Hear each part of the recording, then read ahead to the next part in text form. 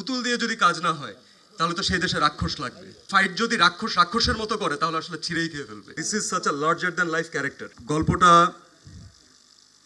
মানে আমার মনে হয়েছে দর্শককে এই মুহূর্তে এই গল্পটা আসলে আমি এভাবে আসতে চাই। আমি প্রতিবারই আমার ক্যারিয়ার যতদিনই কাজ করছি ট্রাই করেছিলাম যে অডিয়েন্সকে যেন বোর না করি এবং প্রতিবার যেন অ্যাটলিস্ট নিজেকে চ্যালেঞ্জ করতে পারি। আদারওয়াইজ আমি এই ইন্ডাস্ট্রিতে কাজ করতাম না, আমি হয়তো অন্য কিছু করতাম, রাইট? সো এই চ্যালেঞ্জটা আমাকে মনে হয় অনেক সুন্দরভাবে হৃদয় ভাই দিয়েছেন। কারণ আমি যখন নিজে গল্পটা শুনেছি এবং যখন আমি ইমাজিন করার ট্রাই করেছি তখন আমার কাছে মনে হয়েছে যে মানে this is such a larger than life character. এবং আমি ম্যাক্সিমাম টাইম আমার অডিয়েন্স যেভাবে আমাকে চেনেন, আমি ড্রামা বেস কাজ করেছি, আমি রোম্যান্টিক কাজ করেছি, আমি একটু গ্রাউন্ডেড কাজ করেছি, মানে আকাশে উড়ে যায়নি কখনো। তো এবারও আমি আকাশে উড়বো না, তবে কতটুক একটা মানুষ তার ভালোবাসার কারণে ভায়োলেন্ট হতে পারেন, কতটুক অ্যাগ্রেসিভ হতে পারেন এবং একটা ডিফারেন্ট ক্যারেক্টার হতে পারে, আই থিঙ্ক অনেক এলিমেন্টস আছে, but at the end of the day people will love this character somehow.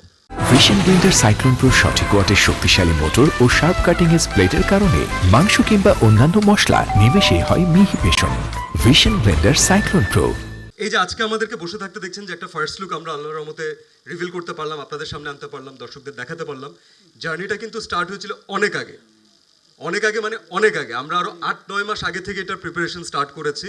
মাঝখানে আপনারা অনেকে জানেন, যেহেতু আপনারা সবই জানেন কম বেশি, যে আমার আরেকটা সিনেমার শুটিং চলছিল আন্ধার। এবং আমি এতটুকু আপনাদেরকে বলতে চাই, এটা আমরা আসলে মেনশন করতে পারি না, যেই সময় আমি আন্ধারের শুটিং করেছি ওই সময়টাও কিন্তু আমি আসলে আমার রাক্ষস টিমের সাথে কমিটেড ছিলাম।